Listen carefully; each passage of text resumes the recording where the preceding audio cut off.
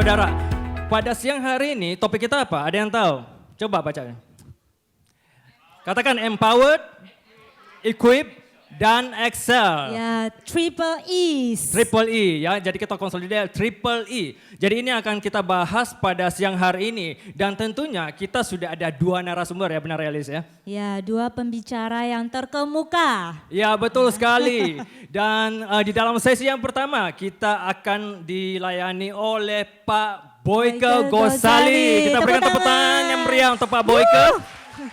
Terima kasih Pak Boyke udah hadir di tengah-tengah bersama-sama dengan kita. Terima kasih Pak. Ya, kita tahu Pak Boyke ini adalah seorang businessman, ya, seorang yang dipakai Tuhan luar biasa, seorang yang cinta Tuhan dan juga yang telah kontribut banyak untuk ekonomi pembangunan Indonesia saat ini. Dan juga kita ada satu pembicara lagi, benar ya? Ya, yang kedua pembicara kita adalah Ibu Mary Lee. Tepuk Kita tangan. juga berikan tepuk tangan untuk Ibu Mary. Ibu Mary Lee nanti akan join kita di sesi yang kedua. Benar, ya. Betul.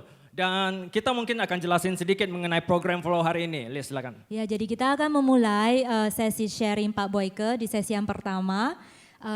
Dan habis itu akan disambung dengan sesi tanya jawab ya. Ini pertama kalinya kita bisa bertanya langsung kepada Bapak Boyke gitu. Ya betul sekali, jadi kalau misalnya saudara datang ke tempat ini, ada pepatah mengatakan kalau malu bertanya. Sesat di jalan. Iya saudara, kalau misalnya punya pertanyaan jangan malu-malu, entar di sesi tanya jawab tanya kepada ini Pak Boyke, kalau enggak entar nyasar loh, nggak tahu gimana cara pulangnya gitu ya. Oke, jadi nanti akan ada sesi tanya jawab ya. Di sesi setelah Pak Boyke ada sesi tanya jawab dan setelah itu kita akan masuk ke dalam Tea break. tea break. Penting Luar sekali biasa. ya. Ini yang saya nantikan gitu, katanya ada refreshment provided gitu ya. Benar. Dan setelahnya kita akan masuk ke dalam sesi yang kedua. Akan betul ya? dilanjutkan ke sesi yang kedua dengan Ibu Mary Lee dan juga akan ada sesi tanya jawab juga setelah sharingnya Ibu Mary. Iya betul. Jadi saudara, saya harap saudara semua bisa menikmati, enjoy your time siang hari ini. Dan saat ini saya segera akan memberikan waktu dan tempat kepada Bapak Boyke Gosali. Ya oke. Saya panggilnya adik-adik ya, karena kan saya juga masih muda.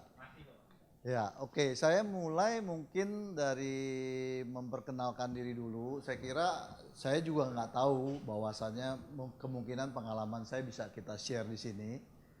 Saya pasti saya diminta di sini karena paling tidak umur saya lebih banyak dari kalian lah. Jam terbangnya karena mileage-nya lebih panjang. Jadi apa yang kalian mungkin akan alami, saya sudah pernah alami lah. Senang, susah, kegagalan, keberhasilan. Jadi saya mencoba nanti akan memberikan mungkin pandangan-pandangan, sharing. Tidak bermaksud untuk menggurui, tapi saya share aja apa yang saya tahu. Karena saya straightforward aja. Kalau yang memang merasa arti kata bisa berguna ya syukur. Kalau tidak, saya kira anggap aja ini sebagai dongeng-dongeng begitu. Jadi open aja bertanya, saya ada waktu mungkin 30 menit, lalu pertanyaan 30 menit. Tapi saya coba hanya memperpendek, tapi saya lebih senang interaktif. Karena saya lebih senang mau mengetahui juga pikiran dan pandangan daripada kalian juga. Apa yang kita bisa share bersama lah, satu sama lain kita belajar. Saya nggak merasa saya juga sangat pintar atau sukses. Tetapi paling tidak yang saya yakin adalah saya cinta Tuhan. Saya melakukan ini karena dalam bentuk pelayanan saya kepada Tuhan. Jadi pelayanan saya di marketplace karena saya mempunyai rasa syukur. Sampai hari ini saya bisa dikasihkan kesehatan, kebahagiaan, kesukaan. Sisi materi mungkin dianggap cukup sukses ya, tapi saya pikir itu relatif. Ya saya kira buat saya ukuran sukses itu bukan hanya materi tetapi lebih kepada kepuasan dan kesukacitaan dalam hidup kita. Saya mempunyai istri yang sudah bersama-sama 32 tahun. Saya menikah di tahun 1984, dikaruniai 3 anak, 2 putri yang kedua-duanya juga sudah beberapa tahun ini menikah.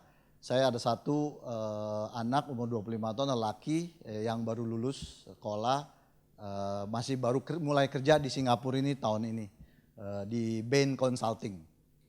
Anak saya yang pertama udah umur 31 tahun ini, baru mempunyai anak, jadi saya baru mempunyai cucu nih, umurnya 8 bulan, seorang putri, tinggal di Jakarta dengan suaminya, lalu anak saya yang kedua tinggal di Amerika, di luarnya Los Angeles, baru juga mempunyai putri yang pertama umur 1 bulan. Jadi saya punya keluarga ada di Jakarta, anak saya satu di Singapura, satu di LA. Jadi, tapi saya lahir dan besar di Jakarta. Saya by default pada waktu 98 saya bawa anak-anak saya kemari. Sampai anak-anak saya ke Amerika dan satu sudah pulang.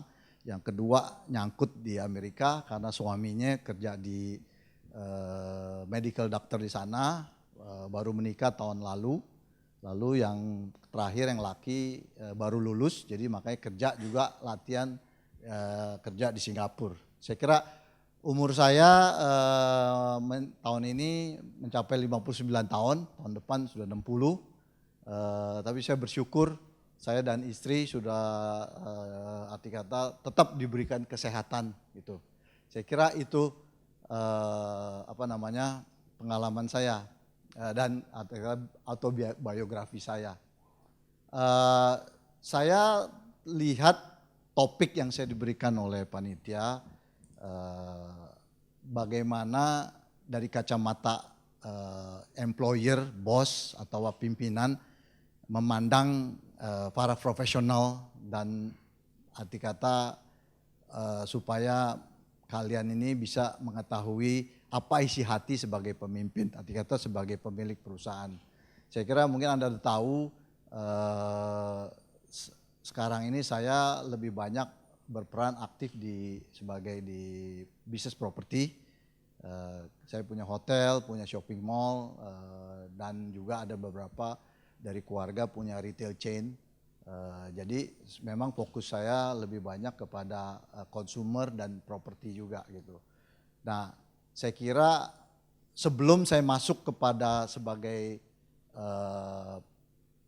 pemilik perusahaan pimpinan atau expectation daripada perusahaan kepada para profesional muda ini, sebetulnya saya ingin mengatakan adalah mungkin belum tentu relevan dengan kalian yang sudah kerja di sini. Karena saya berasumsi saya berbicara sebagai perusahaan di Indonesia ini. Jadi saya harapkan mungkin saya belum tahu culture di sini karena saya terang-terangan saya nggak punya perusahaan di sini. Saya kalau ke sini hanya datang dan relax gitu. Karena juga sudah tempat untuk menurut saya tempat untuk good untuk retirement.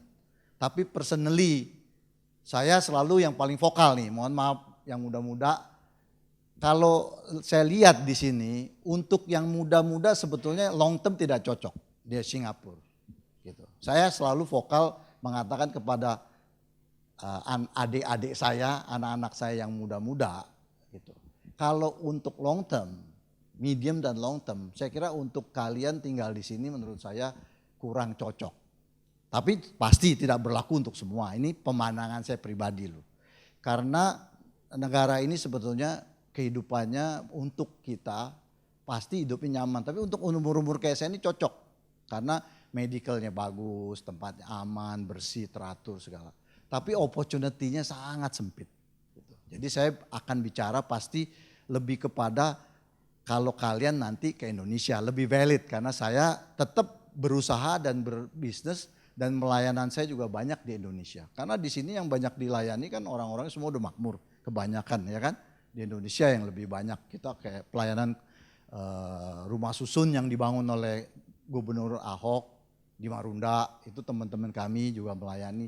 Jadi banyak dari segi marketplace, anak-anak muda juga kayak kalian banyak sekali ada YPO, ada IO semua. Saya juga suka diminta untuk memberikan satu sharing. Nah, seperti saya katakan tadi, saya tidak tahu kehidupan sini karena saya sendiri pernah coba, makanya saya bilang saya bukan orang sukses juga. Saya pernah coba kecil-kecilan bisnis di sini, tapi boleh bilang tidak berhasil gitu.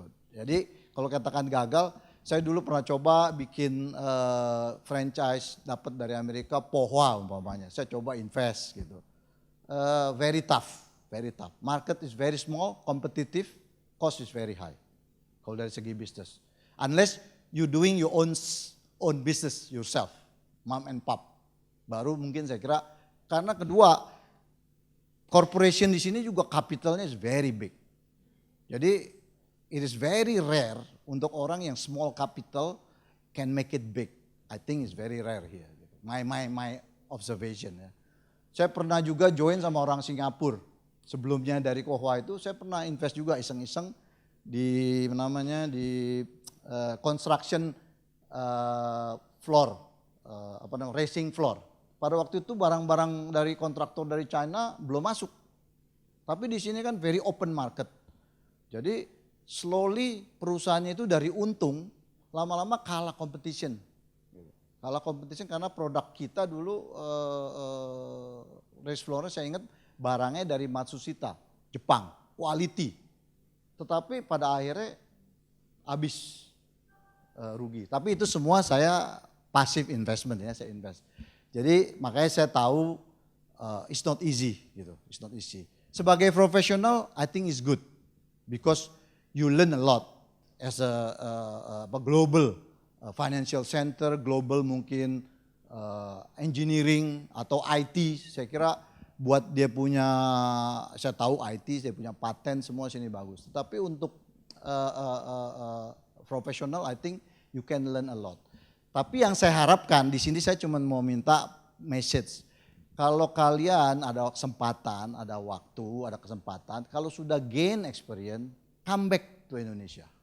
Kalau saya selalu kampanyein yang di Amerika juga saya bilang, you come back to Indonesia. Karena apa?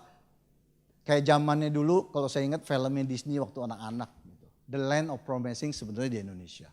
Walaupun pasti ada hurdle di mana-mana. Saya kira di mana-mana hidup pasti ada kesulitan, ada hurdle. Tetapi that's the land of opportunity. You believe me. Keluar dari punya kalian tempat comfort zone. Saya kira di sini very comfort. No doubt, I like also to stay here. Tapi for the young, it's too early for you to live in the comfort zone. You should try, strive, struggle. That's my point. Being a parent, being an uncle or being a brother to you, I sincerely talk also as a boss. Gitu. Because over there kita lacking a lot of professional, capable people. Gitu. Makanya nanti saya juga mau ngomong mengenai tadi yang masalah topiknya bagaimana seseorang bisa diharapkan di sana sukses dan baik sebagai profesional maupun sebagai pengusaha. Gitu. Saya kira land of opportunity yang paling penting kita lihat dulu secara long term. Of course when you look Indonesia, don't look short term, you look long term. Jadi mungkin fasenya tuh 10 years atau 20 years. Because you look every day, of course you have too many complaints. Macet lah, kotor lah, nggak aman lah, apa segala macam. Yes, true. But on the other hand, there's an opportunity and also there will be a promises everywhere. Gitu. Jadi don't look only the negative side. Look always as positive side. Saya sebagai orang yang sudah melewati, kalau dulu saya umpamanya banyak, saya ngelihat kalau dulu banyak pengusaha-pengusaha kita pada waktu krisis itu stay on foot di Indonesia. Luckily I did somehow, some way I stay also on foot. That's why I can survive today. Tapi kalau waktu itu kita sudah give up about Indonesia, we think Indonesia the end of Indonesia pada waktu 98, ya kan? Karena it is it's a very very big situation yang kita udah riot, economic semua lah ya. Jadi tetapi that's also the land being also blessed. To me Indonesia as a Christian, I believe banyak orang-orang Indonesia yang memang baik-baik, yang juga banyak orang-orang tua kita, anak muda semua berdoa.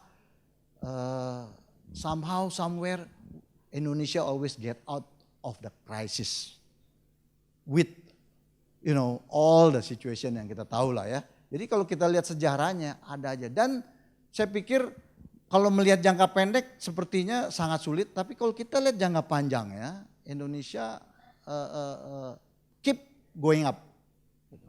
Ada turbulent, tapi if you see it's going up. Jadi mungkin kalian kaget kok tahu-tahu Pak Boyke jadi promosi Indonesia. Because I love you all, gitu. But we all love Indonesia, gitu. Nah, terakhir mengenai Indonesia. Sekarang begini kalau kita pikir, ini bagus nih kejadian mengenai ada Middle East punya krisis.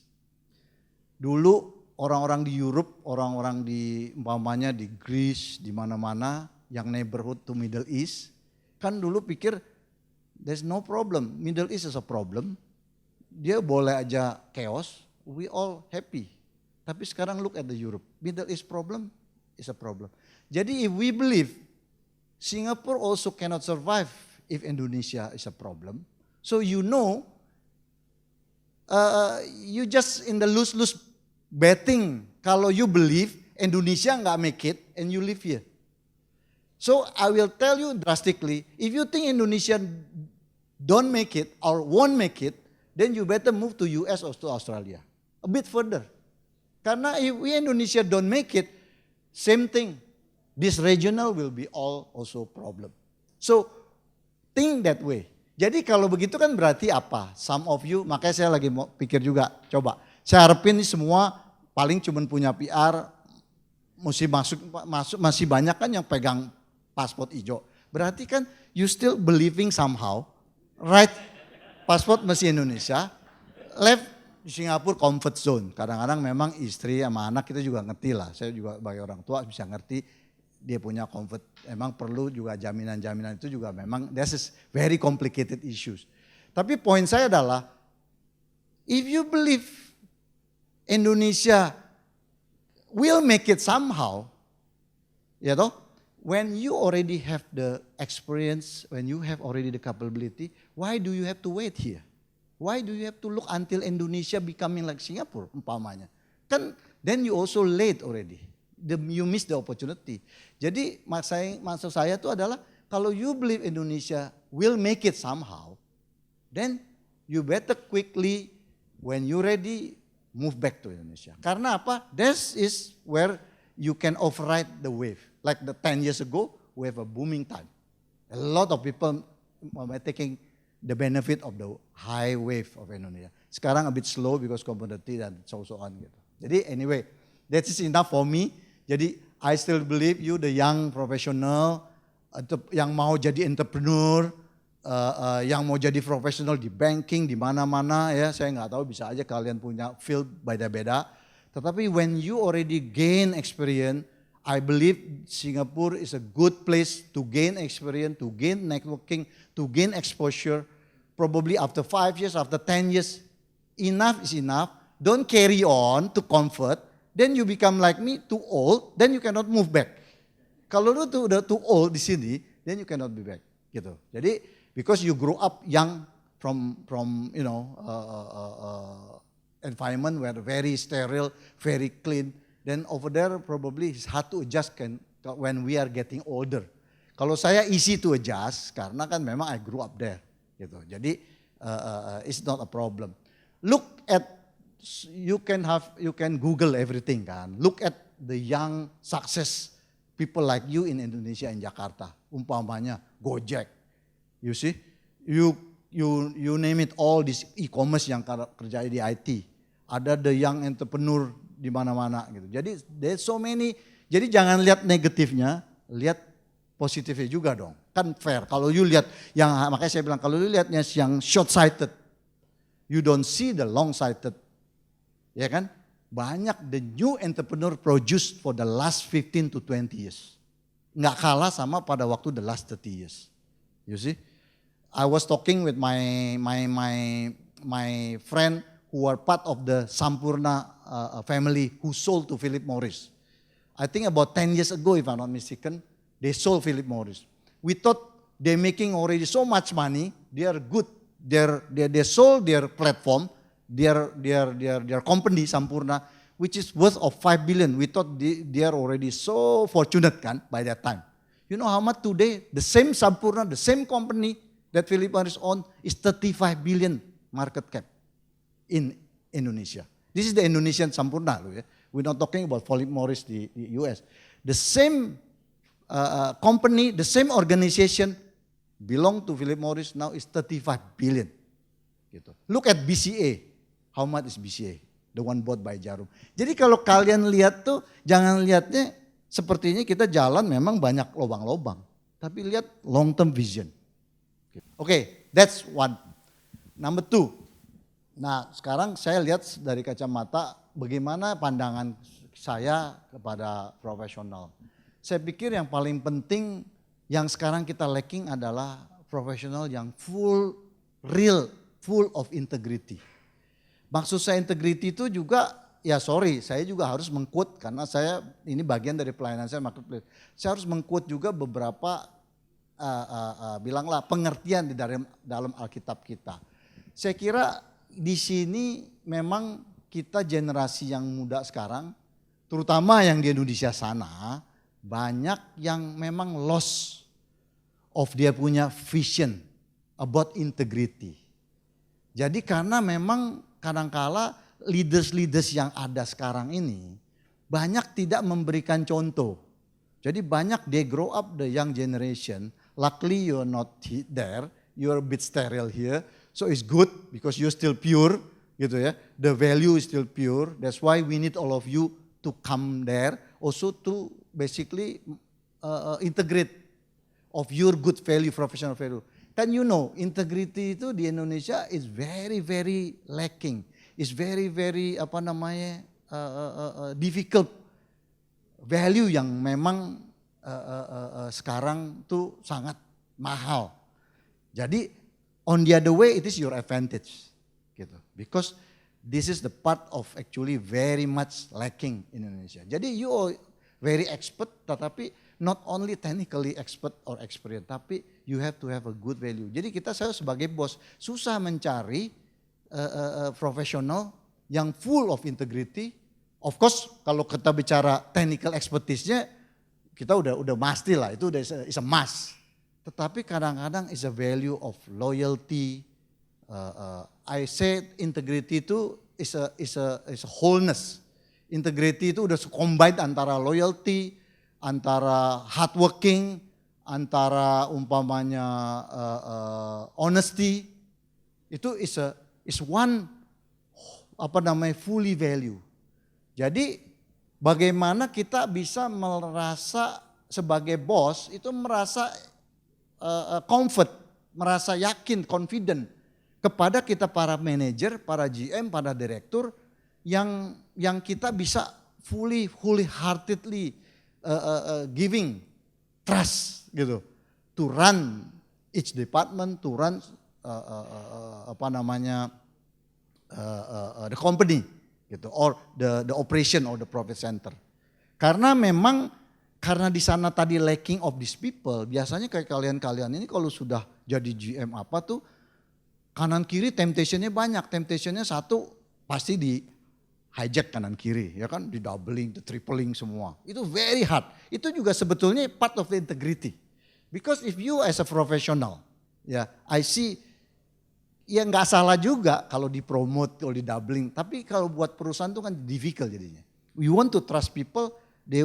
I want you to stay there very much, long, together with the growing of the company. Tapi it's not easy gitu.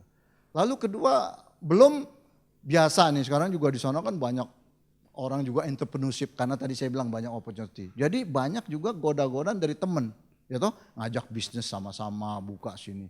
Jadi it is very difficult to find a young professional who are completely having a full integrity to the organization. Of course you may also argue, some people may argue also, tapi habis perusahaannya juga doesn't treat me well gitu kan. Jadi it is a vice versa, nanti kita menjadi argument begitu kan. Tapi kan saya pikir pengalaman saya, kalau kita bisa memang working hard, loyal, apapun, ya toh, treatmentnya perusahaan, ini selama perusahaannya memang bisnisnya benar ya, arti kata right business lah. I think the growing of the company in Indonesia is so enormous, so big, di mana you have to ride in the organization together with this company to be the top gitu. Jadi I give you example in Plaza Indonesia. When we built Plaza Indonesia, we don't know nothing about, of course the hotel Grand Hyatt we don't manage. We just give it to Hyatt, they're done well and until today. Plaza Indonesia itself, the shopping mall, we have no experience gitu. Jadi apalagi that time when I built Plaza Indonesia together with my family and my partners, I just finished graduate, so actually I'm just internship in Plaza Indonesia during from the construction. Jadi we had nothing, no experience at all about Plaza Indonesia gitu. Jadi kita dari dulu tuh cari orang is not easy. Jadi I give you one example.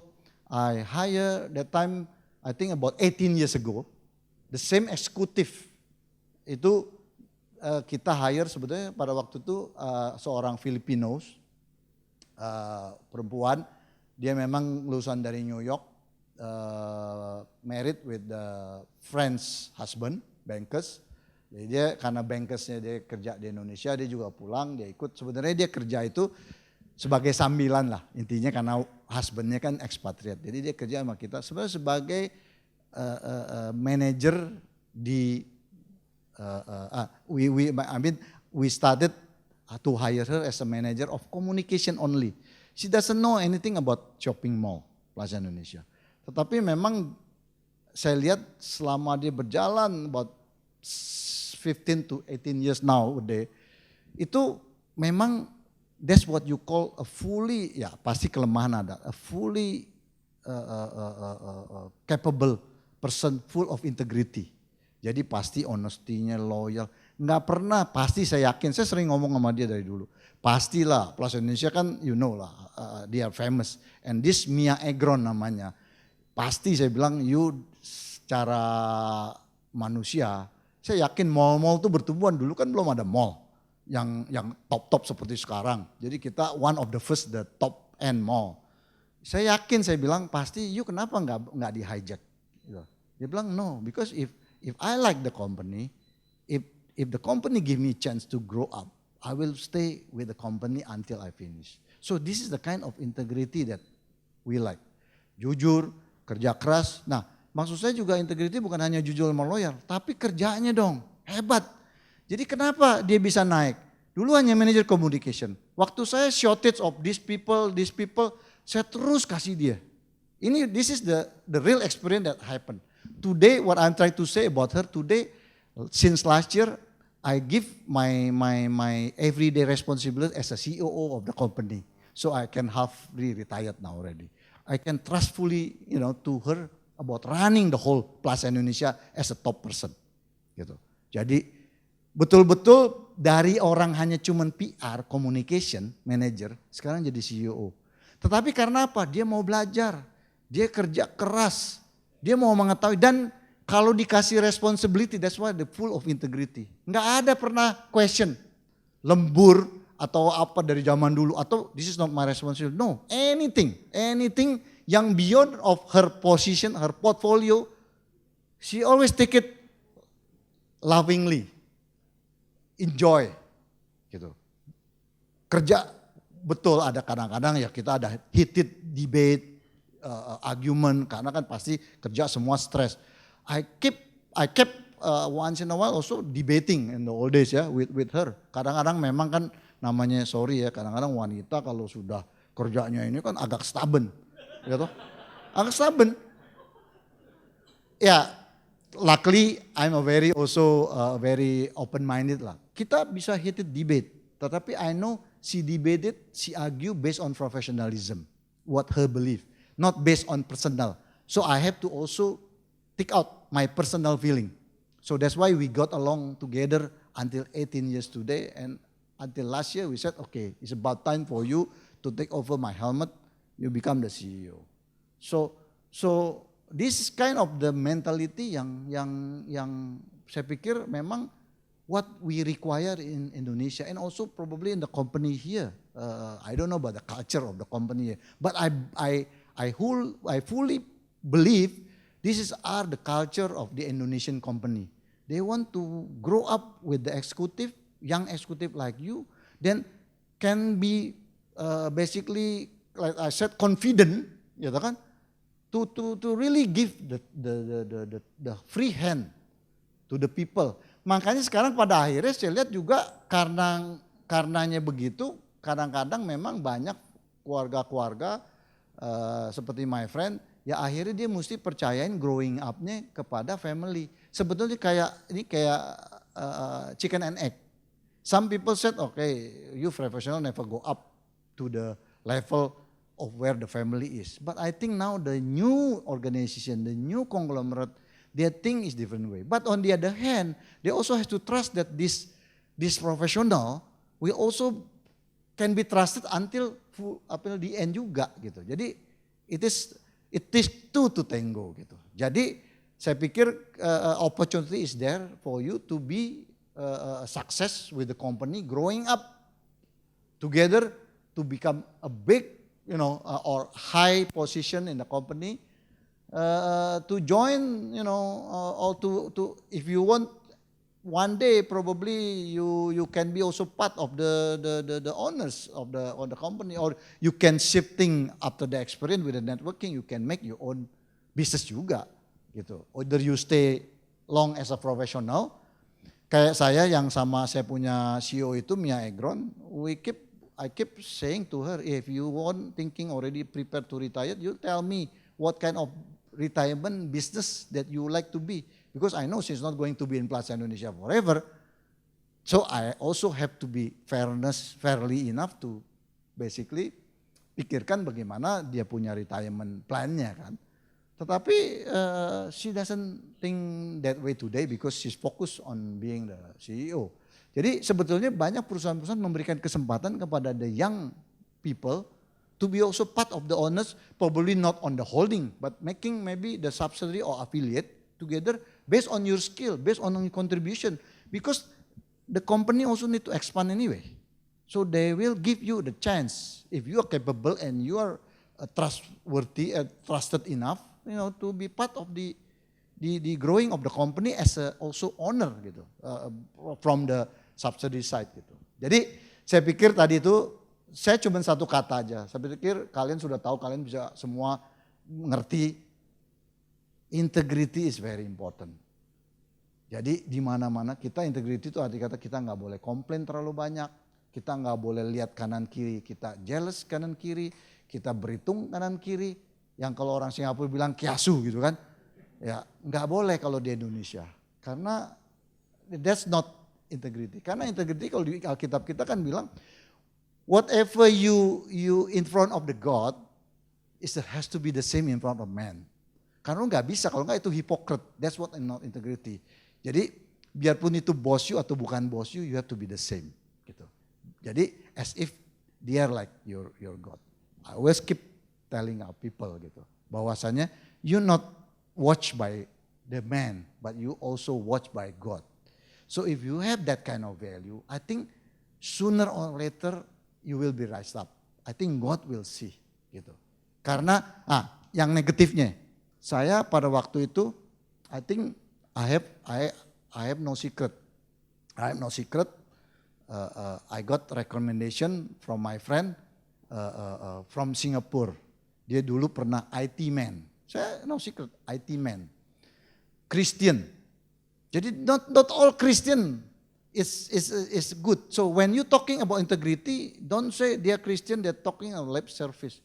Memang kita mesti bicara soal merit based on dia punya capability. Regardless apakah dia Islam, dia Buddha, dia Kristen. Saya udah pengalaman lah. Don't look at friend based on their gender, their religion or their race. It's hopeless. Every religion, every race, every gender, they're always a bad people. Saya hire one IT person, gitu. Under my CFO that time, of course not under me. Sampai I interview. Less than 1 year, we give him fully authorized because we want to build our Plaza Indonesia. This is the same Plaza Indonesia, a very sophisticated IT, which I don't understand. Also my CFO probably don't understand so much.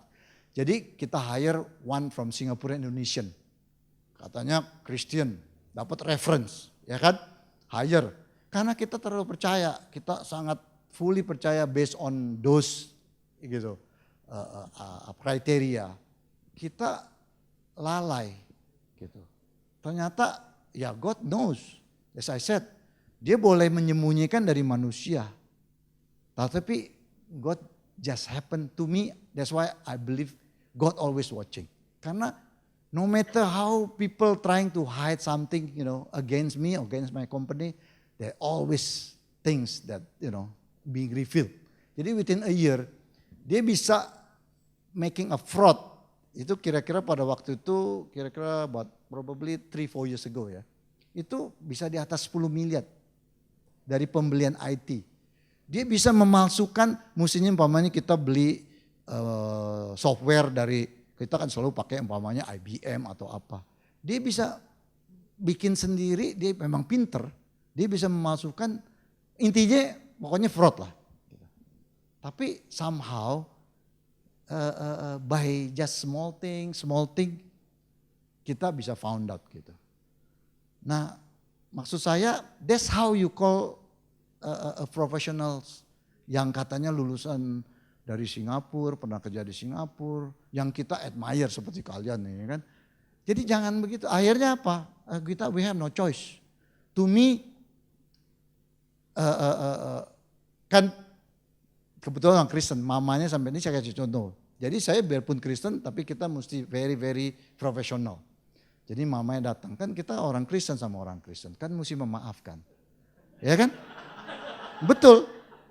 Saya bilang kalau you kembalikan, you cicil, kita maafkan. Kita nggak take action. Tapi I'm a listed company. I'm responsible on my shareholder and my other karyawan and my other communities. This has to be basically play with the rule. Jadi oke, karena you karyawan kita anggap dia baik, mungkin khilaf, tapi shortcutnya nggak mau melakukan apa yang mesti dilakukan gitu. Akhirnya ya we have to report to the police gitu. Akhirnya ya yes okay, for me I lost maybe $1 million is okay. Tetapi I have to show to my people, though they are Christian, though they are whatever gitu ya. Tapi kita betul-betul proceed pakai lawyer gitu ya. Lapor polisi pakai lawyer apa ya udah put in prison. Jadi and then the mother asked me waktu di prison, can you just basically forgive? I said personally as a Christian to Christian I forgive you. I forgive him from the beginning of the day. Tetapi me as a director, I cannot let it happen. Karena kita ini memanage perusahaan ini, saya anggap perusahaan juga milik Tuhan. Berapa ribu orang karyawan dan keluarganya yang bekerja untuk kita. Kalau masalah forgiving, kita forgiving. Tapi masalah responsibility as a professional, dia mesti bertanggung jawab di dunia, dia juga bertanggung jawab nanti sama Tuhan. Kita nggak menjudge, kita nggak menghakimi, karena saya diajarin. Jadi saya bilang, you fight with the court, think that the court kalau mau kasih you 1 tahun, mau kasih dia 2 tahun, mau kasih 3 tahun, saya nggak tahu. Pokoknya kita sama-sama udah serahin lawyer, you juga ada lawyer, ya sudah silakan. Jadi poin saya adalah, you don't want to do such a thing. What for? At the end of the day, you need a legacy. Today if I can stand like this, at least, forgive me, maybe I may also disappoint people. Tetapi in the future, when you old, kita semua kan bakal die. Pada akhirnya, material itu kalian sama. Material itu tidak akan membuat kita itu happy and also leaving a good legacy to our children. Think of your children and the new generation to the generation. Jadi lebih bagus to me, I have a less profit or maybe a bit suffer a bit, maybe less salary daripada you don't do an honest thing gitu. Jadi it is important. This is part of the integrity gitu. Jadi I believe if you do that, tadi saya bilang full of integrity, wholeness ya semuanya packet, I think our life will be happy, will be satisfactory, not also in the world, tapi juga pasti at the end of the day we all going to visit our Almighty God gitu. Jadi this is important. And then you can stand up to the community for your generation that you have done the best when you live in this world gitu. Jadi the young people, ini yang dari saya mau sharing, mau motivate kalian, mau mengisi kalian. Jangan takut susah karena memang temptation saya tahu sama aja. Saya juga orang bisnis juga banyak temptation, banyak saingan, lihat kanan kiri. Saya nothing dibanding yang besar-besar ya kan. Saya dulu mall cuman kan cuman ada Plaza Indonesia. Sekarang mall udah ada di mana-mana. Property developer ada banyak yang lebih besar dari kami. Tapi we don't compete with other, we compete of ourselves gitu. Jadi we just look at our business, look at our professionals, look our life. Yes, we can see left and right as a reference. Tetapi don't this thing make you basically side track. Jadi forgot about the long-term vision, the integrity, the legacy that you want to build for your life. Jadi dari saya itu dulu, mudah-mudahan sedikit hanya highlight. Jadi saya persilakan sekalian nanya, saya very open person. Mudah-mudahan saya bisa straightforward jawab, saya nggak ada secret. Mau bicara apa aja, nggak ada yang saya tutupin gitu. Oke, terima kasih Pak Boyke. Kita berikan tepuk tangan sekali lagi untuk Pak Boyke. Oke, dan saat ini kita akan buka ke dalam ruang tanya jawab, question and answer sessions ya. If you've got any questions right now, you can raise up your hand. Pertama-tama saya terima kasih sama Pak Boyke untuk pembicaraannya hari ini. Nama saya Juliana. Saya baru mulai online bisnis sendiri. Saya jual pakaian wanita baru mulai 2 bulan. Cuma saya mau minta tips saja dari Pak Boyke. Sekarang kan saya jualnya barangnya tuh kan import. Jadi kan lumayan sama dengan toko online yang lain gitu ya. Target market saya itu Indonesia dan Singapura. Tapi sekarang pertanyaannya kan kalau saya melakukan mass production itu saya butuh modal yang besar untuk mendapatkan produk yang unik yang sesuai dengan saya mau. Tapi saya juga agak ragu karena saya baru mulai kan. Saya agak ragu apakah kalau saya melakukan mass production itu saya bisa jual atau enggak gitu. Tapi kalau saya tidak melakukan mass production, barang yang saya jual itu enggak unik dan harganya juga hampir sama dengan toko online yang lain. Jadi bagaimana saya bisa stand out in the competition gitu loh. Karena yang jual online itu banyak sekali, terutama di Indonesia. Di Singapura atau di Indonesia? Kenapa? Ya saya target marketnya di Singapura dan Indonesia. Oh. Tapi saya baru mulai, ya. Jadi yang saya tahu mengenai fashion memang is a very tough issue. Tapi saya pikir karena saya juga banyak membina fashion, the local Indonesian fashion designer. Memang kalau kita bicara besar mungkin bukannya impossible tetapi harus jangka panjang. Saya pikir sekarang adalah paling penting adalah produknya menurut saya. Jadi produknya itu harus betul-betul disukain, nanti kata sangat up to date gitu. Jadi kita mesti saya kira inovatif menurut saya produknya dulu.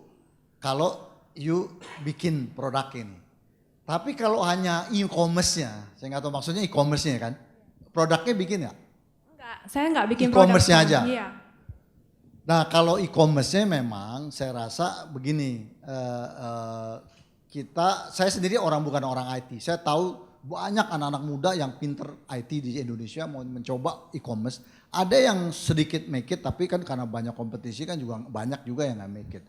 Saya pikir rule-nya tuh menurut saya adalah yang saya tahu adalah e-commerce itu perlu satu creativity dari segi dia punya desain.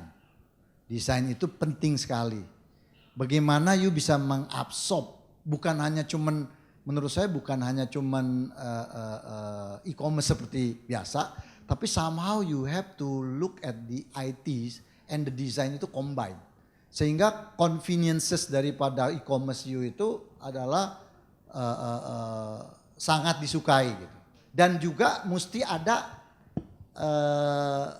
gimmick pointnya gitu. Pada akhirnya orang mau ke e-commerce kan mesti ada sesuatu. Apakah karena you punya brandnya banyak, apakah you punya bilanglah diskonnya banyak, atau apa? Jadi you mesti punya keunggulan gitu. Kalau you nggak punya keunggulan just the me too e-commerce product, saya pikir it's very difficult. Karena selain banyak, kedua juga yang brand-brand yang besar-besar tuh, yang kebanyakan orang pada carinya kan brand, sudah dia punya their own website, dia punya their own shopping gitu. Kayak saya punya family kan running MAP. MAP also already starting to do e-commerce gitu. Jadi dia punya own group gitu. Jadi banyak teman-teman saya ngajakin kerjasama, tetapi ya karena by any constraint MAP kerjain sendiri e-commerce-nya. Nah kedua saya kira setelah produk e-commerce you itu punya keunggulan, pasti yang kedua adalah memang promotion. Mesti dipromot gitu. Supaya awareness-nya itu penting. Nah promote itu bisa dua macam ya. Pakai cara yang iklan, perlu banyak uang, ya toh. Or you have to basically tag along with certain company yang memang sudah banyak net distribution, dia punya promotionnya begitu. Jadi umpamanya dengan bank atau apa gitu.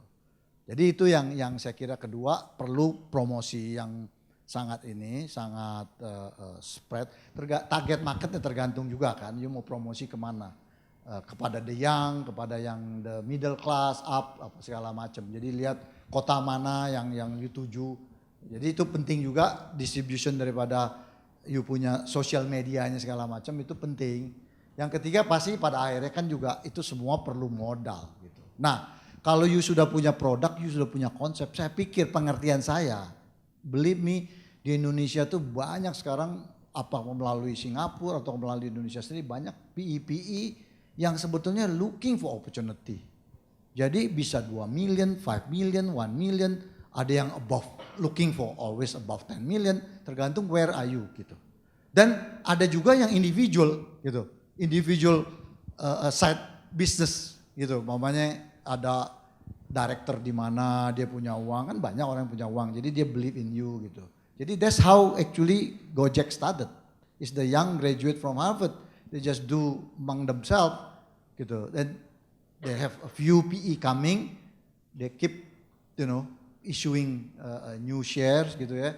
Jadi saya pikir kalau you are confident, you have the advantage, you have the produk yang memang differentiate produk. Saya pikir networking penting pada akhirnya kalau you mau bicara bisnis terakhir. Ya di mana-mana networking. Jadi mesti cari-cari kontak-kontak dong. Karena kadang-kadang reference, ya toh, reference penting. Kalau you nggak dikenal orang, kadang-kadang story kan bisa dibikin bagus, tapi who are you gitu. Tapi kalau ada yang kasih you istilahnya endorse, gitu kan, ini kan kita udah 50% di Indonesia tuh banyak karena memang kan juga kita tahu banyak juga fraud, banyak juga legal issue. Jadi menurut saya 50% itu it's endorsement from people networking gitu.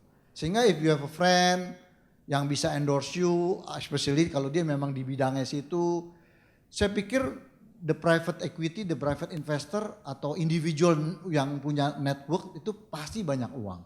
You looking 500,000, you looking 1 million, I think it's a lot gitu. Individually maupun as a company gitu.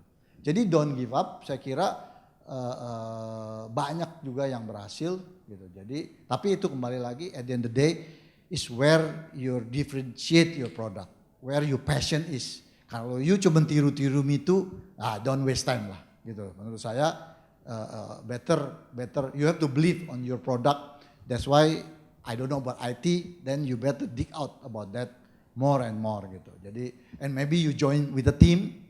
As a young team, mungkin ada yang jago di IT-nya, ada yang jago di marketing komersialnya, ada yang jago di operationnya. Karena at the end of the day e-commerce juga bicara operation juga kan, delivery-nya segala macam kan. Itu juga sesuatu yang hal yang not easy juga di Indonesia gitu. Jadi tapi it's coming up gitu. Jadi and terakhir ya itu fashion ya. Sekarang kan banyak orang-orang muda, saya tahu customer ini saya dengar dia pakai e-commerce itu karena masalah kanan pilihan dan diskon. Tetapi kan masalahnya kan dia belum percaya sekali atau belum biasa, kayak sepatu kan susah kalau enggak dia cobain. Jadi biasanya dia ke toko dulu, lihat-lihat sepatunya, warnanya, size-nya apa, udah dia tahu, dia belinya di online gitu. Kayak gitu-gitu kan. Jadi I know all these things lah gitu. Jadi gitu. Kira-kira begitu. Ya, terima kasih Pak Boyke. Ada pertanyaan berikutnya?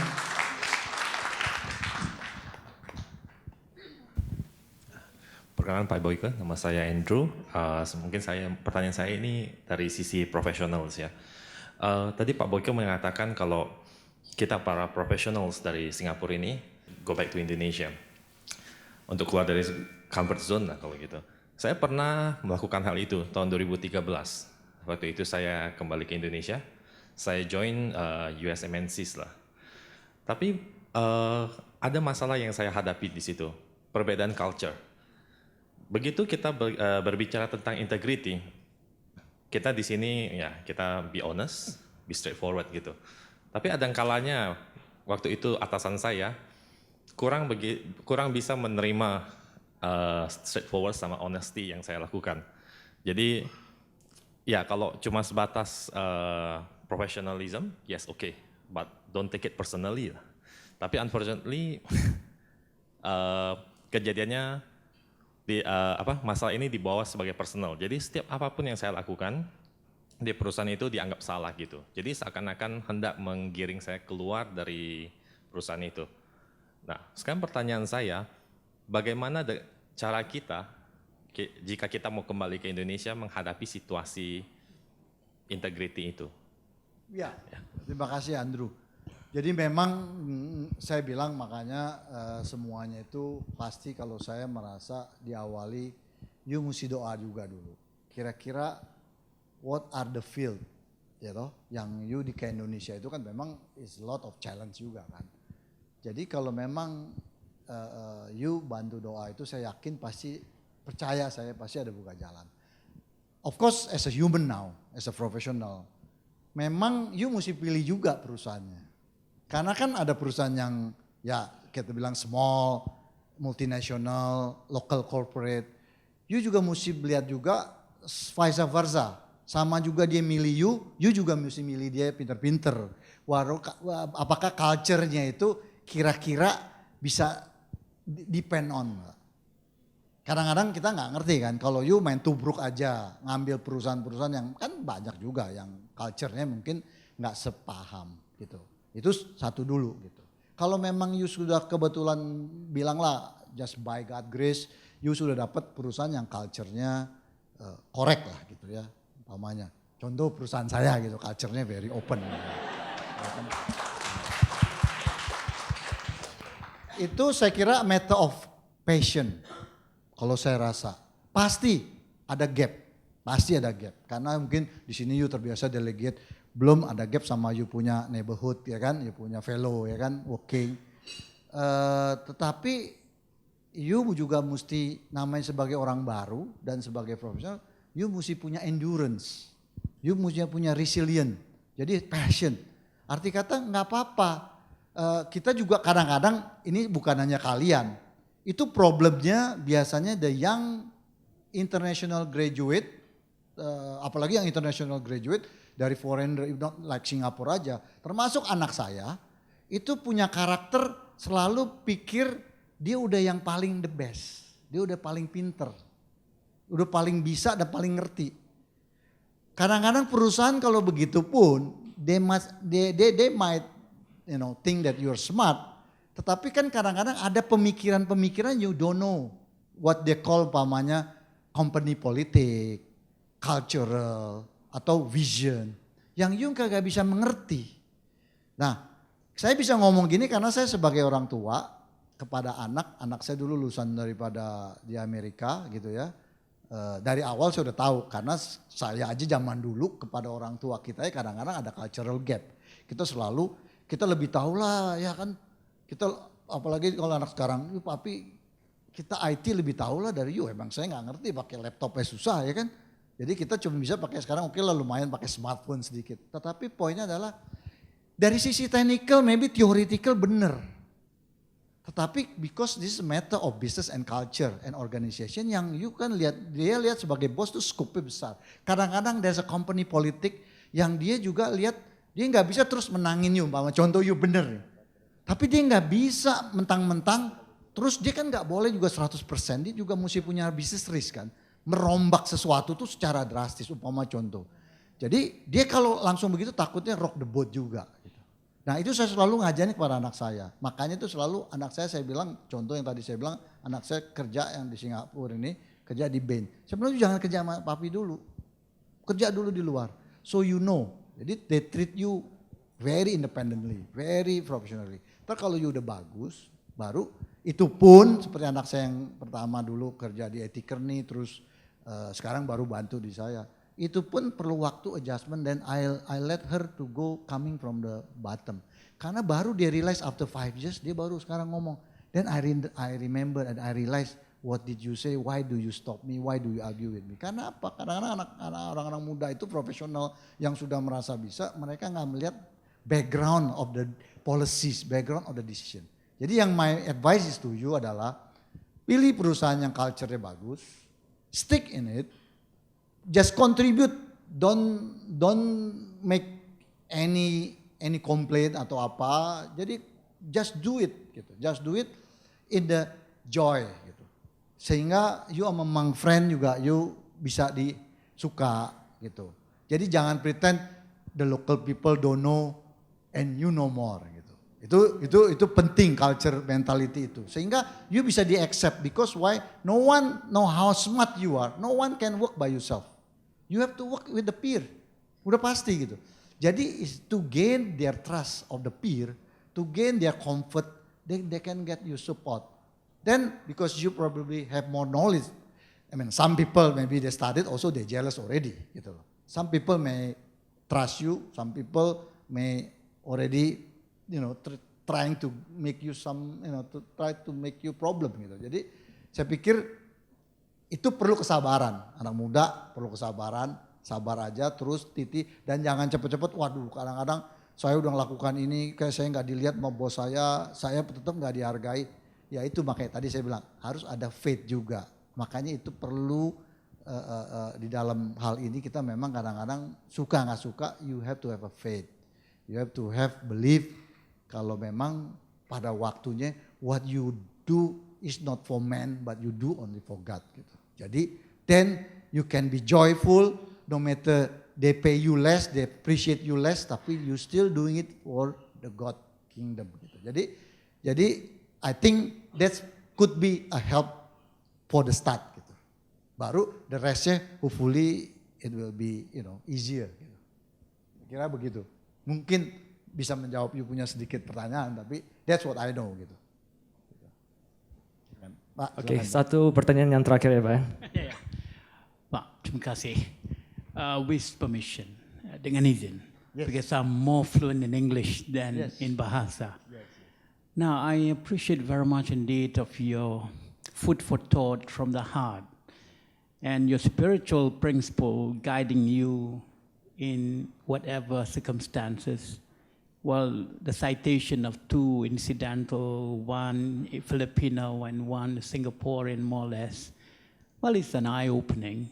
But you're fortunate with when you try the Filipino because they do not want to, sabotage the business. They are very obedient. They think about the business, but that is the DNA. You're lucky to select that, but if you take Indian, you take Chinese, that's a problem. Because ambitions are different. Now, I wanted to know, I've been in Indonesia from the 60s, from the time Pertamina and things like that. And sometimes I feel so disappointed in the old system that I didn't want to come back. But the 2015, 2016, 21C, the urge of opening up Indonesia come back again because the world is functioning in a 20C environment. They're not moving to 21C. America is not reinventing. Europe is going down the drain. So the Asian is working on the previous, mindset, not mind shine. So question is, Indonesia, likewise, my plan is to build up a base of 1 million new entrepreneurs worldwide. Very tough. Singapore is, they work on the old model. They don't know where they're heading for. They're just lucky because the surrounding countries are imperfect. So they are better You know, one-eyed Jack is a king to the world of the blind. So it is one of that. Now my question is, you didn't say much about coming back to Indonesia. Put aside the allergy, for example, phobia of, ethical lethality, the question of those kind of negativity. How do you approach? In terms of the private sector, it's fine. But in terms of the government instrument, very difficult. I've been in real estate the time in the 60s, assisting Teng Fong, Hong Peng and things like that. So real estate is an old line to me. So whether it's Lucky Plaza, Western Estate, or things like that, it's in the blood. But I was looking for a more difficult thing rather than easy money, because as you know, real estate is easy money. Now, so how would you look at it if trying to motivate the kind of Indonesia for the future? I last met the last Indonesian ambassador here, and he was giving a lot of impression for the future and a new one, and so on. So the question here, coming to the fundamental of the essence of substance, you have so much faith in the future for Indonesian to come back after learning the journey. But what kind of recipe you have in mind, even in your company?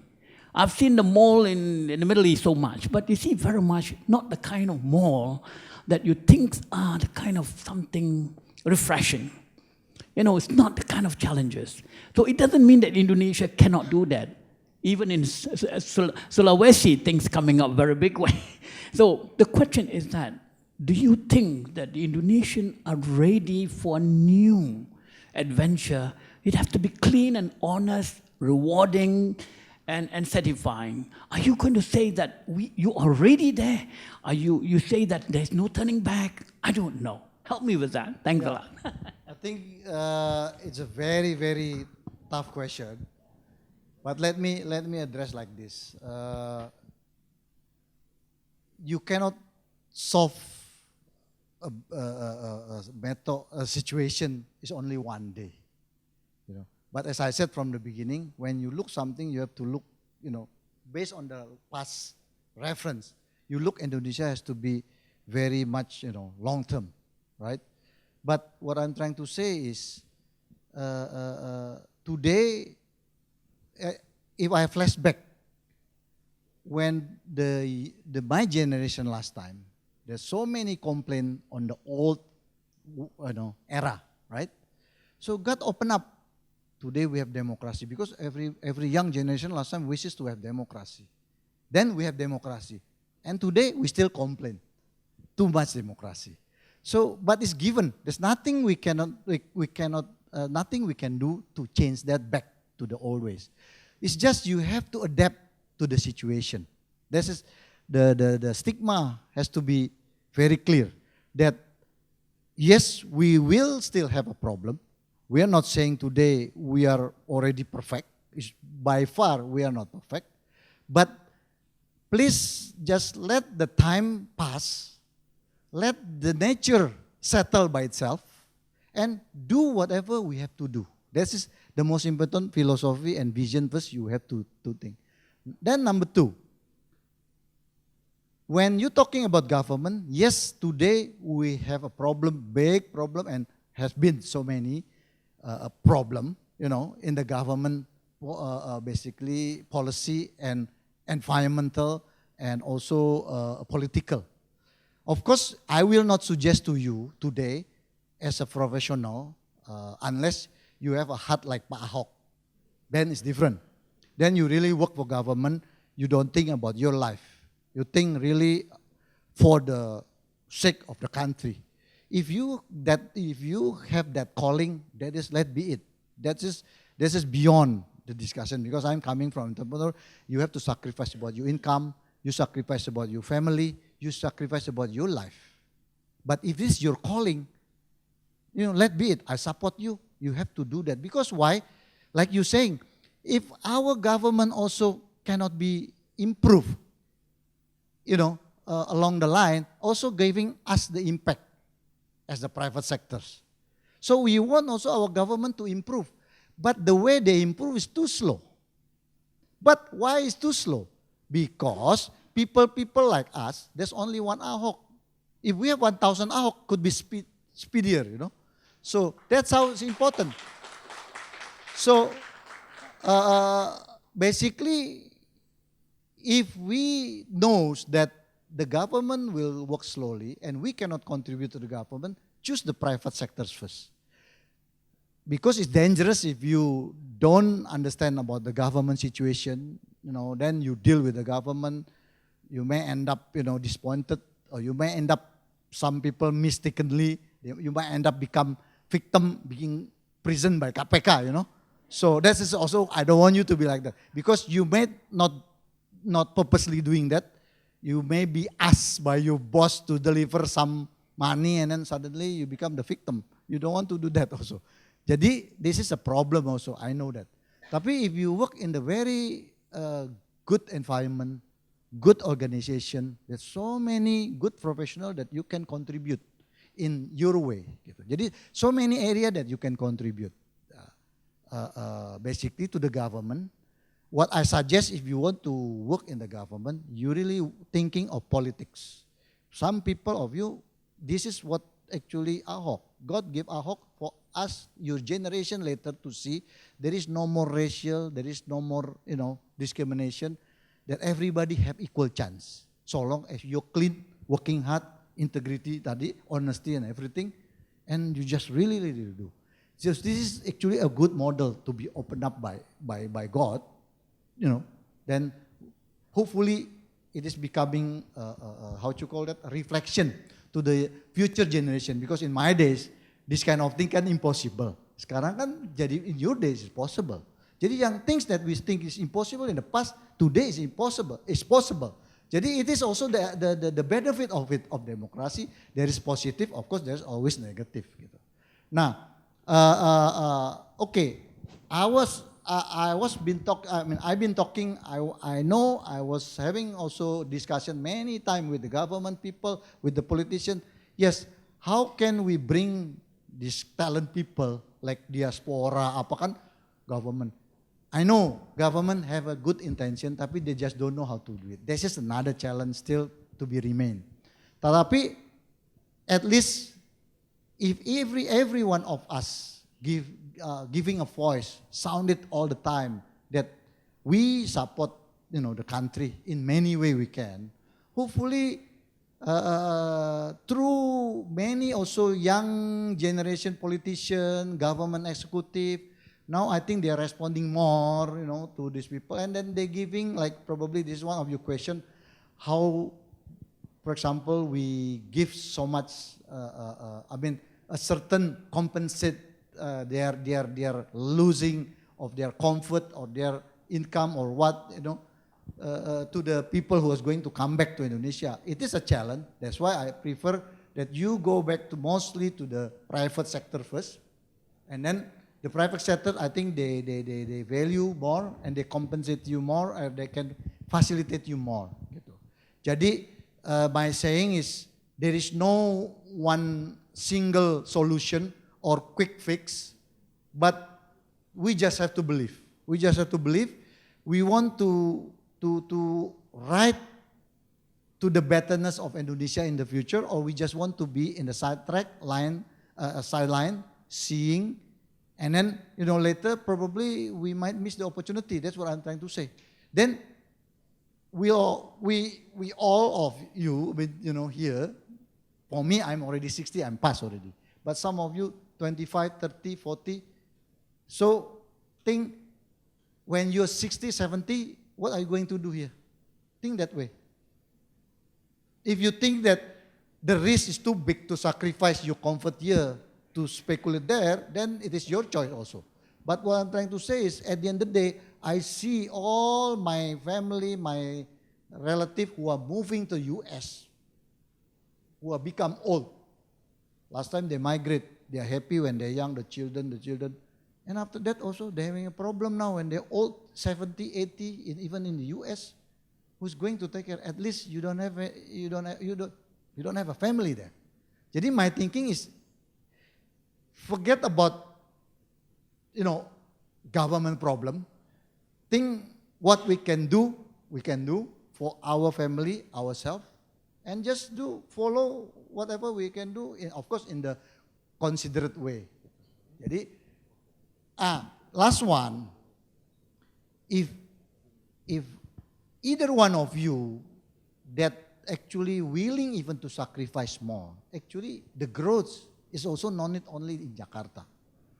You have to go, maybe some of you coming from your province, from your cities outside Java.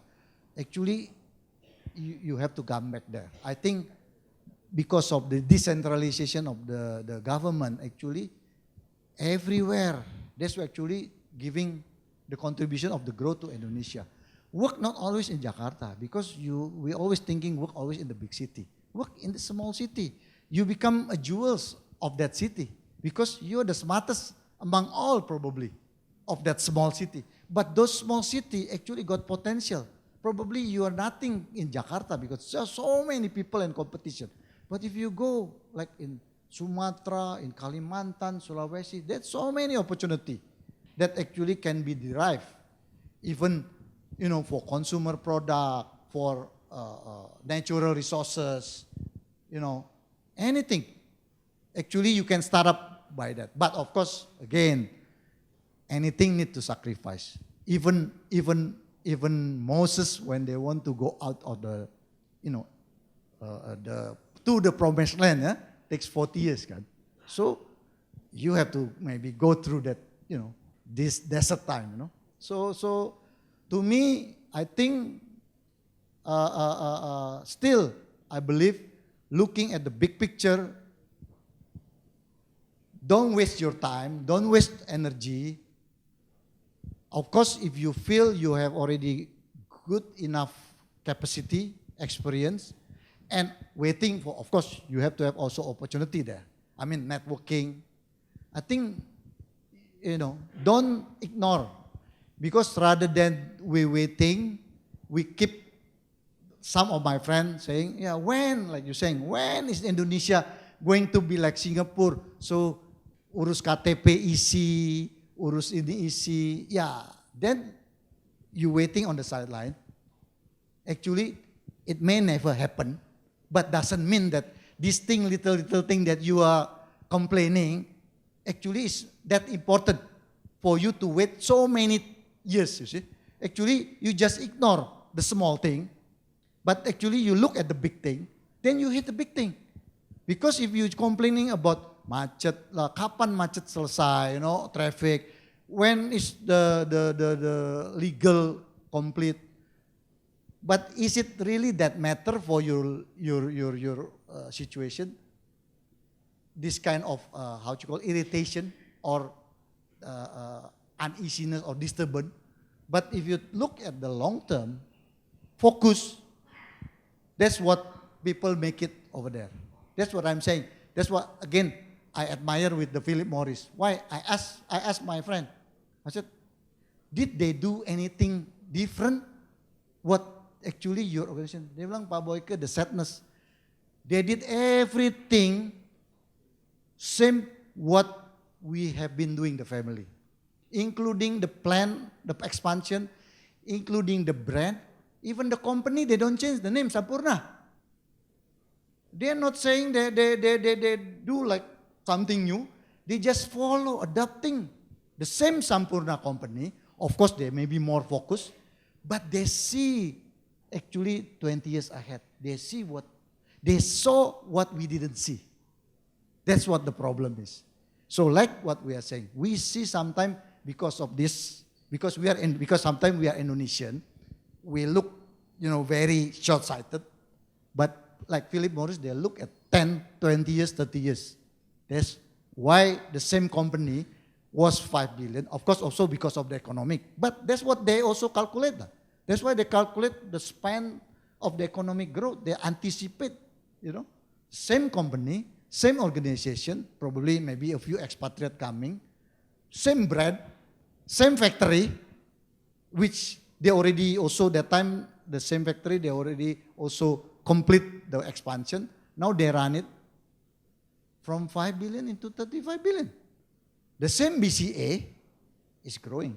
Jadi kalau kita look at that span and not so much worry about small thing gitu. Jadi I'm talking about the economic growth ya. Jadi we should be participating into that growth gitu. Jadi then where later on you like me, if you want to go back retire to Singapore, let be it. This is not a problem. Tapi if we are being just, young, you have energy, you have capacity, you don't try, that's what I'm trying to say. You don't try, you never know. You see? You can anytime, come back like Andrew, come back. But, try to basically strive the best first. Because without you try, you may lose the opportunity gitu. That's what I'm saying. But here, I know, how much you try. You see? Not so much that you can, basically prevail. Gitu. Hopefully, I'm not saying I guarantee you that always success, tetapi at least try something to the land of opportunity, which is more bigger. It's a bigger type of land. Gitu. Jadi and with the disorganized of government and infrastructure, there's also giving us opportunity. In the business, entrepreneur always say, there's a problem, there's an opportunity. Gitu. Jadi my father was saying last time, if you have a problem with police, don't run. You face it with the police, then become a friend. Then the old days ya, then become business. Tapi kalau kayak kita profesional kan sekarang ada problem, we run. No, you never run a problem. Face the problem. At least minimum you learn. If not, you making that working. That's how actually a lot of people making some from their networking. Jadi either way, you have a problem with boss, you have a problem with government, you have a problem with people, don't run. Face it, settle it. I think that can create your experience and networking. Gitu. I hope I can give you enough answer. Gitu. Oke, terima kasih Pak Boyke. Kita berikan tepuk tangan yang meriah untuk Pak Boyke. Oke, kita berikan tepuk tangan sekali lagi untuk Pak Boyke.